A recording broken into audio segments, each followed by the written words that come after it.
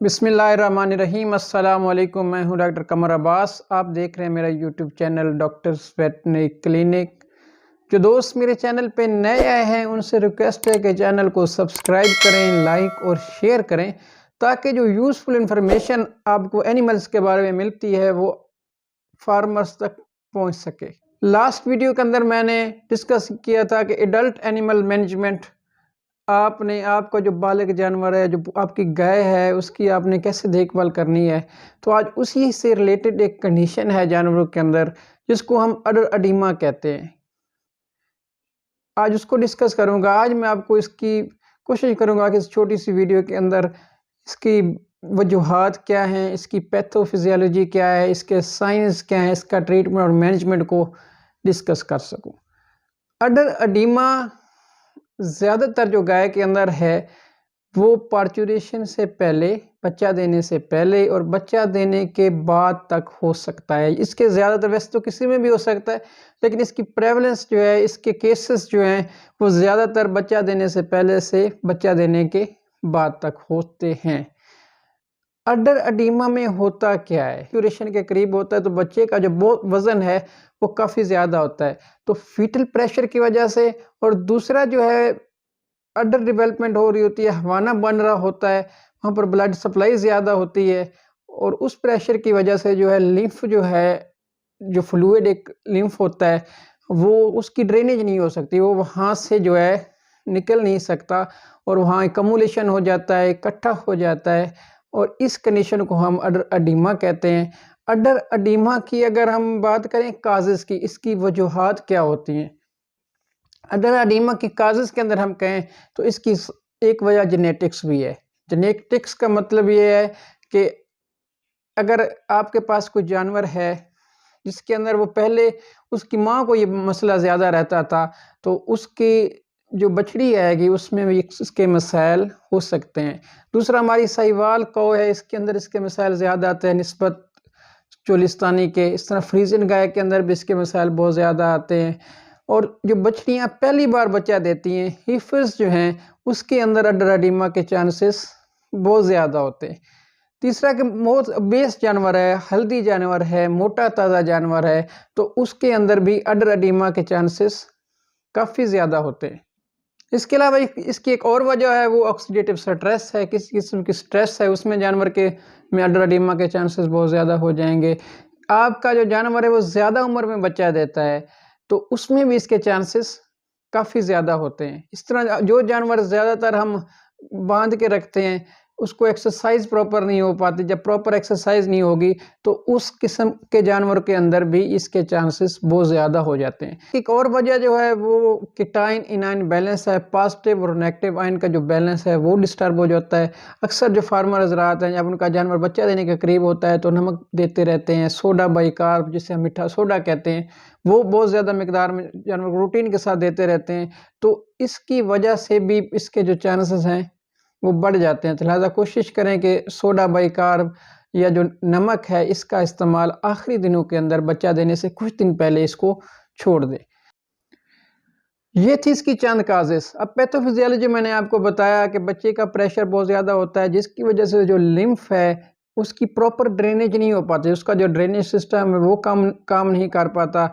जब फ्लूइड की सीपेज होती है, फ्लूइड सीपेज होने की वजह से ऑस्मोलैरिटी जो है वो चेंज हो जाती है, तो उसमें ये इसके चांसेस बहुत ज़्यादा होते हैं। इस तरह एक हाइपोप्रोटोनीमिया है कि अगर आप जानवर को लो प्रोटीन डाइट दे रहे हैं तो उस वजह से भी जो इसके चांसेस हैं बहुत ज़्यादा बढ़ जाते हैं। जब हम अडर अडीमा की अलामात की बात करते हैं तो हम कहते हैं कि इसकी कई फॉर्म्स हैं। एक माइल्ड है, एक हल्का सा होता है। इसमें क्या होता है कि हवाने में हल्की सी सोजिश आ जाती है, बिल्कुल मामूली सी, इसको हम माइल्ड फॉर्म कहते हैं। तो इसकी ज़्यादा कोई परेशानी वाली बात नहीं होती। एक सवेयर फॉर्म होती है, सवेयर फॉर्म के अंदर हवाने का साइज़ बहुत ज़्यादा बढ़ जाता है और उसकी जो सोजिश है, उसकी जो नेवल कार्ड है, उसकी जो नाफ है वहाँ तक आ जाती है और फील्ड के अंदर कुछ कंडीशन के अंदर उसकी जो सोजिश है वो उसकी छाती स्टर्नम तक भी आ जाती है।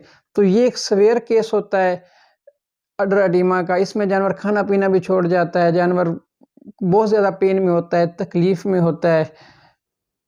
तो इसको हम कहते हैं कि ये अडर एडिमा का सीवियर केस की कैटेगरी में आ जाता है। और सम टाइम केसेस के अंदर जो है सस्पेंसरी लिगामेंट्स जो होते हैं, जो अडर को होल्ड करके रखते हैं, वो फट जाते हैं। जब सस्पेंसरी लिगामेंट रप्चर हो जाएंगे तो हवाना बिल्कुल नीचे आ जाता है। इसे हम कहते हैं पेंडुलस अडर, अडर हैंग हो जाता है, लटक जाता है। तो इस पेंडुलस अडर का भी कोई ख़ास ट्रीटमेंट नहीं है, पॉसिबल ट्रीटमेंट नहीं है, क्योंकि लिगामेंट तो रप्चर हो गया तो उसको हम दोबारा लिगामेंट को सही नहीं कर सकते। अब आते हैं डायग्नोसिस पे। अडर एडिमा की डिफरेंशियल डायग्नोसिस आपने मेस्टाइटिस से करनी है। आपका जो मुस्तनद DVM वेटनरी डॉक्टर है वो आपको इसकी डिफरेंशियल डायग्नोस करके बताएगा क्या ये अडर एडिमा है या मेस्टाइटिस है। उसकी साइंस की बेस पे, अब वो उसका दूध की बेस पे उसको हम टच करते हैं, कोल्ड है, हॉट है, पिट्स ऑन प्रेशर बन रही हैं, नहीं बन रही, तो उस बेस पे जो आपका इलाके का वेटनेरियन है वो आपको बताएगा कि इधर it is the case of order oedema और मेस्टाइटिस। तो लिहाजा फार्मर हजरात से मैं बार बार रिक्वेस्ट करता हूँ कि फ़ोन पे मशवरा लेने की बजाय, अपनी डॉक्टरी की जगाने के बजाय अपने मुस्तनद वेटरनरी डॉक्टर को बुलाएं। वो आपको डायग्नोस करके उसका बेहतर ट्रीटमेंट और हल बता सकता है। बग़ैर देखे फ़ोन पे आपको इसका बेहतर सलूशन जो है वो नहीं मिल सकता। तो जब हम इसके इलाज की बात करते हैं तो मैंने आपको कहा कि माइल्ड फार्म है। माइल्ड फार्म के अंदर है कि फार्मर को आमतौर पे ये कहता है कि जो हवाना है उस पर भल पड़ गई है जी, उसने थोड़ी सोजिश की हुई है, इसको माइल्ड केस कहते हैं। इसके अंदर वो ख़ास ट्रीटमेंट की ज़रूरत नहीं होती। इस ट्रीटमेंट ये इससे आप 10-12 दिन के अंदर आपका जानवर है वो बेहतर हो जाता है। तो इसमें आप अगर करना चाहें तो इसमें आप एंटीहिस्टामिन्स की टेबलेट इस्तेमाल कर सकते हैं और डायूरेटिक की जो है वो टेबलेट इस्तेमाल करें 3-3 या 5-5। तो उसकी जो भल है, उसकी जो सोजिश है, उसका जो एडिमा है वो 10 से 12 दिन के अंदर बेहतर हो जाता है। सवेयर फार्म का आपने बड़े ही बेहतर तरीके से इसका ट्रीटमेंट करना है, क्योंकि इसमें जानवर खाना पीना छोड़ जाता है, स्वेलिंग बहुत ज़्यादा होती है, जानवर पेन के अंदर होता है। तो खुदा न खास्ता सस्पेंसरी लिगामेंट रप्चर ना हो जाए, तो इस कंडीशन के अंदर आप पार्चुरेशन से पहले भी जानवर की मिल्किंग, उसका दूध निकालना पार्चुरेशन से पहले शुरू कर दें। लेकिन एक बात का ख्याल रखें कि जब आप पार्चुरेशन से पहले मिल्क निकालना शुरू कर देते हैं, जब आप पार्चुरेशन से पहले दूध निकालना शुरू कर देते हैं तो फिर उसको कैल्शियम सप्लीमेंट ड्रिप की शक्ल में या मिनरल की शक्ल में लाजमी दें, क्योंकि इससे आपका जो जानवर है वो मिल्क फीवर में जा सकता है। अगर सिर्फ सोजिश है और दूध बिल्कुल ठीक है तो आप उसकी मिल्किंग स्टार्ट कर दें। आप उसको पुलटस या आयोडेक्स का मसाज कर सकते हैं अडर पे, ताकि उसके जो मसाइल कम हो। इसमें आप एनासीड का इस्तेमाल लाजमी करें।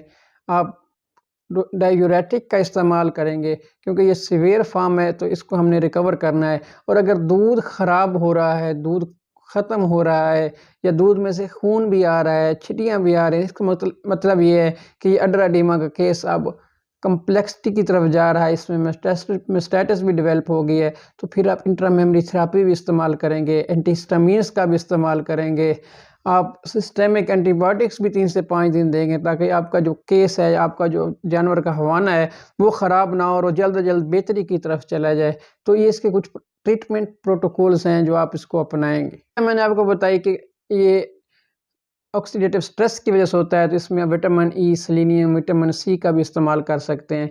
तो उसके लिए भी ये बहुत ज़्यादा बेहतर है। और जानवर को एक्सरसाइज लाजमी करवाएंगे। मेरी वीडियो का जो सबसे इम्पोर्टेंट टॉपिक मेरे लिहाज से होता है वो होता है इसकी मैनेजमेंट। मैं आपको कुछ चीज़ें ऐसी बता दूं ताकि आपको ये मसला आई ना, और आप मैनेजमेंट को अडॉप्ट करेंगे तो तब ही आप इंशाअल्लाह अल्लाह के फजल से बेहतर हो सकते हो। इसकी बेहतर मैनेजमेंट के अंदर हम बात करें तो अपने जानवर को आपने पार्चुरेशन से पहले, बच्चा देने से चंद दिन पहले और बच्चा देने के चंद दिन बाद आपने इसको नमक इसकी खुरलियों से उठा लेना है। सोडियम क्लोराइड, क्योंकि इसमें केटाइनिन का डिफरेंस आता है, वो नहीं दें।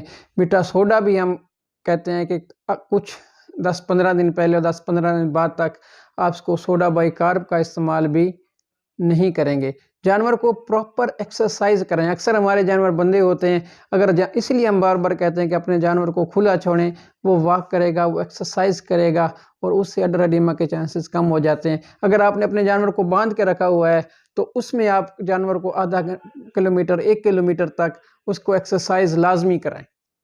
जो बिल्कुल ग्रीन फॉडर होता है इसके अंदर पोटाशियम की मिकदार ज़्यादा होती है, तो ये भी किनाइन इनाइन बैलेंस को डिस्टर्ब करता है। तो आप आखिरी दिनों के अंदर जो ग्रीन फॉडर है इसको भी किसी हद तक अवॉइड करेंगे और साइलेज का इस्तेमाल करें या दूसरी चीज़ इसमें दें। इसके अलावा आप हाई प्रोटीन डाइट का इस्तेमाल करें। लो प्रोटीन डाइट नहीं देंगे, हाई प्रोटीन डाइट के अंदर आप इस्तेमाल करेंगे तो उससे भी अडर एडिमा के चांसेस कम हो जाते हैं।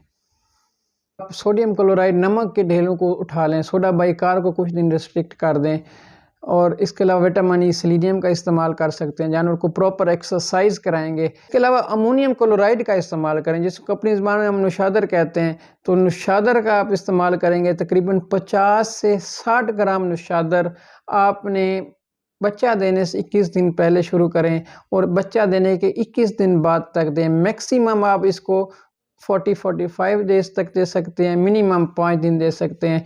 कम से कम 5 दिन देंगे तो फिर ये थोड़ा बेहतर करेगा, लेकिन हम ये रिकमेंड करते हैं, साइंस ये रिकमेंड करती है कि आप इसको 50 से 60 ग्राम अमोनियम क्लोराइड, अगर आपको जानवर में अडर एडिमा के चांसेस ज़्यादा हैं, हर साल वो करता है, उसकी माँ में भी ये मसला था, तो आप नुशादर का, अमोनियम क्लोराइड का नुशादर का इस्तेमाल जो है वो 50 से 60 ग्राम बच्चा देने से 21 दिन पहले शुरू कर लें और बच्चा देने के 21 दिन बाद तक इसको जारी रखें, तो इसमें मसाइल नहीं आएंगे।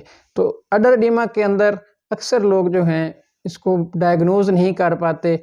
होता अडर एडिमा है, ट्रीटमेंट में स्टेटस का करते हैं, होता अडर एडिमा है, लगाते एंटीबायोटिक्स रहते हैं, तो वो सवेयर हो जाता है। जब अडर एडिमा का आप ट्रीटमेंट नहीं करेंगे, 7-8 दिन में स्टेटस का इलाज करते रहेंगे, तो जब इस कंडीशन के अंदर हमारे पास जो केस आता है तो उसकी रिकवरी बहुत कम होती है, क्योंकि वो हार्ड हो चुका होता है और उसमें कॉम्प्लिकेशंस बहुत आ चुकी होती हैं। तो इसलिए मैं आपको रिक्वेस्ट करता हूँ कि अपने इलाके के मुस्तनिद वेटनेरियन से रब्ता करके इसका इलाज करवाएं। उम्मीद करता हूँ कि ये वीडियो आपके लिए फ़ायदेमंद साबित होगी और डेयरी फार्मिंग के अंदर मैं किसी हद तक जो है आपकी इन्फॉर्मेशन में इजाफ़ा कर रहा हूँगा।